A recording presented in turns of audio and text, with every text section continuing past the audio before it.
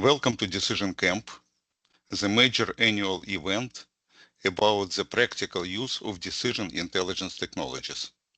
This is our 17th event organized by decision management community for practitioners by practitioners. The decision intelligence movement started with the first expert system more than 70 years ago. And the invention of RT algorithm by Charles Forge in 1979 became the major milestone and the foundation for the first production power rule engines created in 1995, 1997. And first 2 decades of this century witnessed the birth of business rules management systems that concentrated on moving control over business logic to business people. And around 10 years ago, business rules products were transformed into decision management systems that integrated rule engines with machine learning and optimization tools. And nowadays, they are used by major corporations worldwide to produce highly scalable and super fast decision services deployed on cloud or on premises. And after the birth of ChatGPT in 2022, many vendors started adding LLM-based components to their products offerings, and today most of our products became decision intelligence platforms.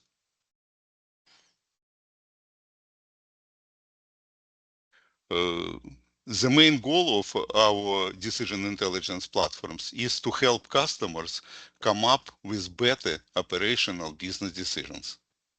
To do this, they apply such technologies as business rules with rule engines, machine learning tools, decision optimization tools, including linear and constraint solvers, and generative AI tools to build and orchestrate AI agents in various business domains. Here is a very high-level view of how our DI platforms operate. Using different knowledge sources, they help their users, who are usually subject matter experts, not programmers, to produce decision models and deploy them as decision services or agents on cloud or on premises. Domain-specific decision-making systems can invoke these decision services to produce decisions.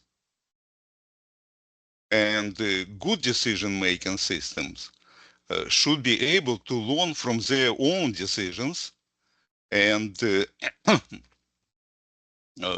support what late Ellie Goldratt called the process of ongoing improvements. And if we expand this high-level view, we will see how different knowledge sources affect building and generation of decision models. First, human experts can build rules-based or constraint-based decision models using expert knowledge and their actual understanding of the business logic. Machine learning tools are capable of extracting business logic from historical data. And being based on statistics, they always openly report potential inaccuracy, in contrast with Gen AI tools. And the latest LLMs have shown in the last 2 years impressive capabilities of extracting the major concept and relationships based on problem descriptions and presented in natural language. But being statistical by nature, they do not understand the problem and frequently propose pretentious or wrong decisions.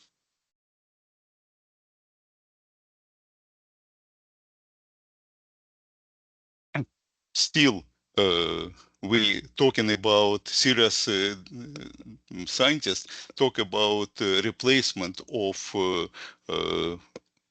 so-called language models by world models, and probably there is serious R&D efforts in this direction when we have real understanding.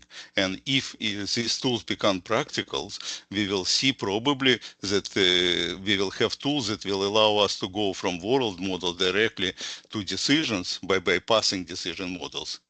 And the next 3 days, we will see presentations in these directions.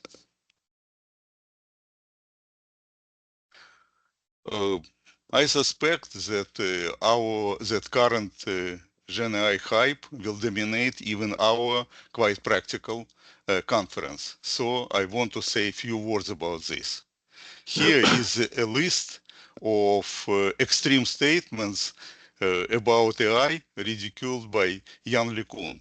You can read them and they really sound extreme and funny. But I just wanted to add one picture, another funny picture that reflects that nowadays people becoming experts in AI with the speed of light. While a lot of us get used that it's a very serious research movement.